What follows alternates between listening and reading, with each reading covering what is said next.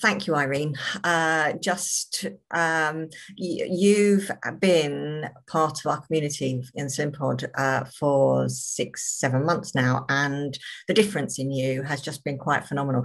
But it's unexpected differences, obviously, for you. And so I just thought, can you just give people a little bit about your background first, before even from, because you were you felt fat, you said that you felt fat in childhood, and just how that's kind of happened, with your head. Not fat exactly, but bigger, yeah, how I would put it, bigger than other children. I kind of felt chunky, I guess. Right. Yeah. Other children were small and slight, and I always felt kind of big and chunky. Bigger. Yeah. Didn't really think of myself as being fat, and right. Went into my teens as quite a tiny waist, and reason, sort of size. I don't think I got bigger than a size 10 until after I got married, and then it's sort of that's really kind of when it all changed a little bit. Really, that's terrible, isn't it? But no, it's what happens with so many people. And then I think, children and having children a lot of the time. And then a kind of a little cycle emerged, didn't it, where you were kind of losing the same amount of weight or similar amount of weight. I think the first time I kind of managed to gather about 3 stone extra to my, I think it was mid to late 20s, after I'd had my second child, so it must have been late 20s. I'd managed to gather about an extra 3 stone, and I just got rid of that by myself. Not quite the 3 stone. It was I was never able to get quite back to how I was before. And then after that, it was, kind of 4 stone was the figure. I think 3 additional times I gained and lost 4 stone or thereabouts. And your body was suffering a bit. So the last time I did it was with Weight Watchers, and really I lost 4 stone, and it took me about a year to lose that. And that was about the time really that I started to have the bone and joint issues. So when I'd lost it, it was helpful, but then when it started to come back on after what happened was my mum died. Right. And that really, really sort of affected me quite badly, threw me off kilter completely. And I kind of adopted this attitude of, well, what's the point? What's the point in not having that piece of cake? What's the point in not having that glass of wine? I could be dead tomorrow, so I might as well have it. And of course, I just carried on in that way until suddenly it was all back on. And then lockdown happened, and a little bit more went on as well. So But you were really suffering from osteoarthritis, weren't you, at the start of, all of last year? I mean, really badly. Even before lockdown, I'd been to see specialists, I'd seen a surgeon about having an operation on my back, and I didn't want to go down that route if I could help it. So I avoided the surgery, but it was really, it was really debilitating. I wasn't able to do the things that I wanted to do. I mean, we love to travel, and holidays abroad and all the sightseeing. It was really taking its toll. I just couldn't do it. And one, I think the November before the first lockdown, we go to the classical spectaculars at the Royal Albert Hall twice a year. We've been doing it for years. And in November, we went with friends and we stayed over. And the following day, we were going to go to Winter Wonderland. and I was in such a bad way that I just couldn't walk. It was pretty chronic. And in the end, I just said, please go ahead without me, because I'm just stopping you from having fun, and it makes me feel bad. And my husband actually said to me, that was the first time he'd said it, but he said it a few times since then as well. I think maybe at some point we might have to look at getting you some sort of mobility scooter type thing, you know. And I thought, I'm not having that. I'm not, you know, I couldn't stand the thought of being in that kind of state. But yeah, so Goodness, I know.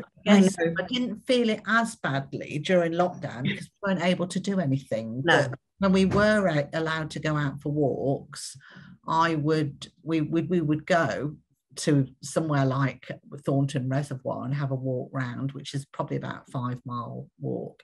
And I would have to stop at every bench practically. I would have to stop at and have a rest because my back and my hips and everything else was just hurting so badly. And it was having a real impact on your quality of life, wasn't it? Yeah, absolutely. Yeah. So we're talking mid-July right now in 2021, but wind back 6 months ago to January 2021, you came across Slimpod. I did. Yeah. And I think for me, it's really hard to believe what's happened in that amount of time. You know, I've just seen it all unravel in our private group, but honestly, I'm just I that's why I needed you to come and talk and inspire everybody with your story. So how long did it take to notice a difference? Maybe a day. Well, not notice a difference in how my body was feeling, but notice the difference in me and what I was doing.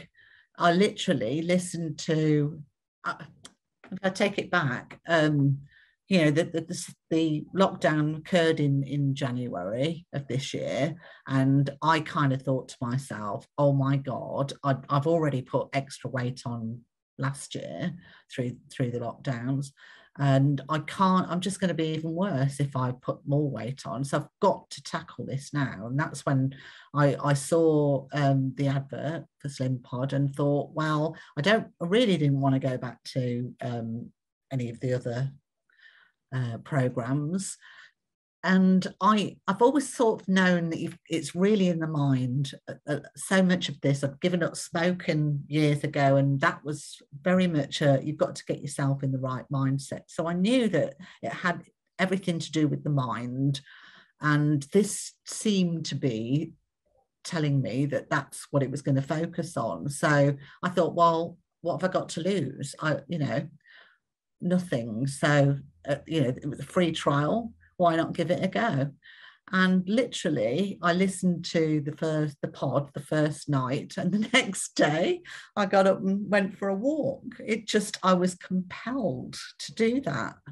And then the following day, I did the same. And for the first 3 weeks, I didn't touch a packet of crisps. I didn't touch chocolate. And it wasn't because I consciously thought I'm not going to eat those things. It was just, I didn't even think about them. It just didn't enter my head. So I stopped snacking, which was what I was doing a lot of. And even my wine consumption was just radically reduced, because working from home as well, I was tending to open a bottle in the evenings in the week, where I'd always sort of kept it to weekends really. So I just noticed straight away that I wasn't snacking, I wasn't drinking as much wine, and I didn't have to make an effort to do that. It was just came naturally. But the walking is the biggie for me, because I I was in as much pain when I started walking every day as all the other times that I'd started walking. But suddenly my mind was telling me, ignore that, just carry on. And so I did. And that's what's surprised me more than anything is that when I did carry on, I seemed to break through that pain barrier. And I was able to walk a bit longer. I'm not saying it didn't hurt, because sometimes I felt I was doing an endurance test, but it built up and built up. I started out walking, only being able to walk about 20 minutes, and I built it up to 30 minutes, and then 40 minutes, and then 50, and then an hour. And then my husband went back to work, and I started doing the walking on my own. And I felt like, actually, when I was walking on my own, it made me even more capable, because I kind of set my own pace then, and I didn't have anybody to rely on, and I think I made even greater improvements when I was walking on my own. So now I can actually walk for approximately 2 hours before I get the really excruciating pain. And I mean, that's pretty phenomenal. It is pretty phenomenal. My gosh, it really is. That is fantastic. And, you saying that the walking was taking center stage, obviously, but how has it helped your food decisions as well?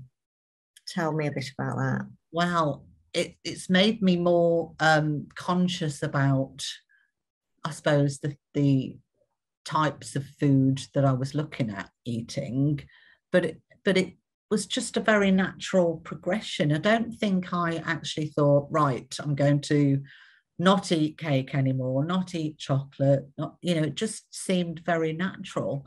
And the other thing that I suppose the other quite big thing that happened was I stopped eating breakfast. And that I've found out since is called intermittent fasting, IF. I didn't actually know that was really a thing. No, I know exactly. It is.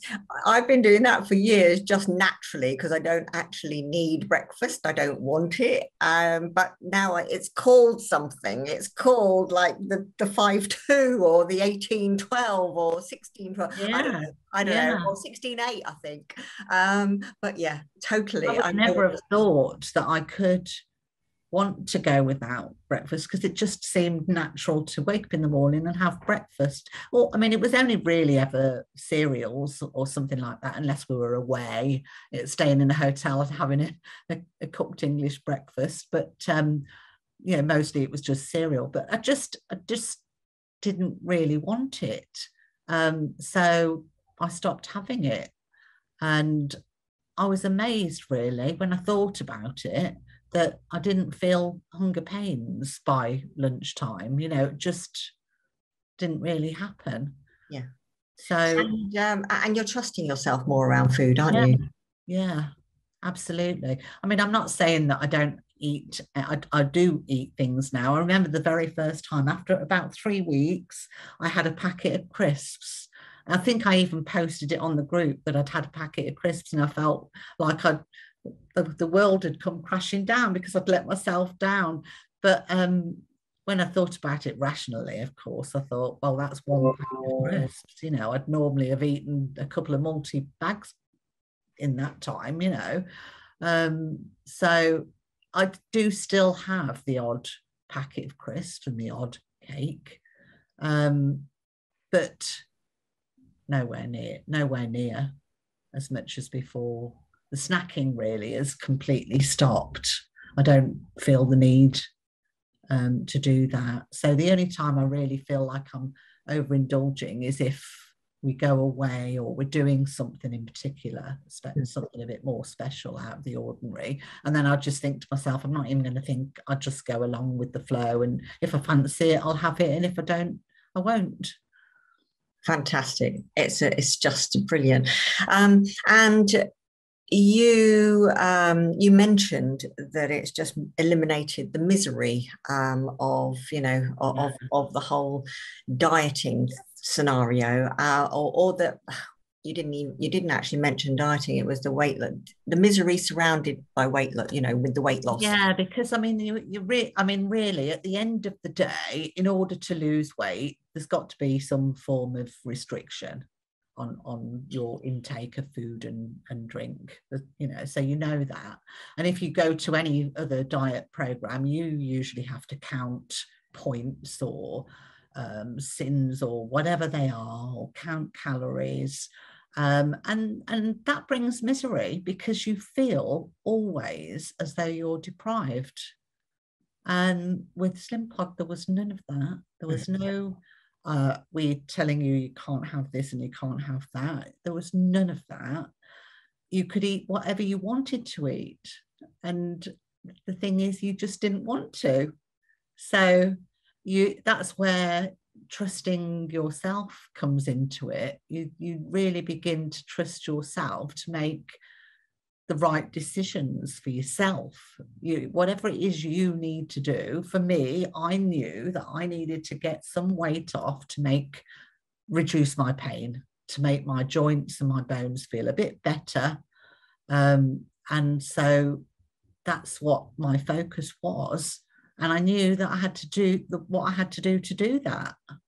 And it just takes away the misery of doing it. It just doesn't feel as though you're depriving yourself at all.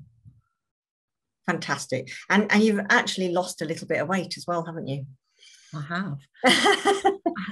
Actually, I weighed myself this morning and I've lost a little bit more. Not quite what I wanted to be at this point in time, but I'm 1 pound off 3 stone. I've lost 2 stone, 13 pounds so far. That is only in 6 months, which is quite extraordinary. Yes, because when I went to Weight Watchers, it was 4 stone in a year. I lost that in a year. So this is good going, but it feels, I guess it works out to be around about 1.5 pounds a week. So it kind of feels quite consistent. I've not done any sort of I've not lost sort of £5 1 week and nothing. It's not been up and down. It's been quite a steady, regular loss. And my clothes are feeling so, that is another thing. I'm actually getting clothes out of my wardrobe that I'd packed away from last time I was thinner. Really nice clothes that I didn't want to throw away or give away, and they're fitting me. In fact, some of them are feeling too big. They're actually too big.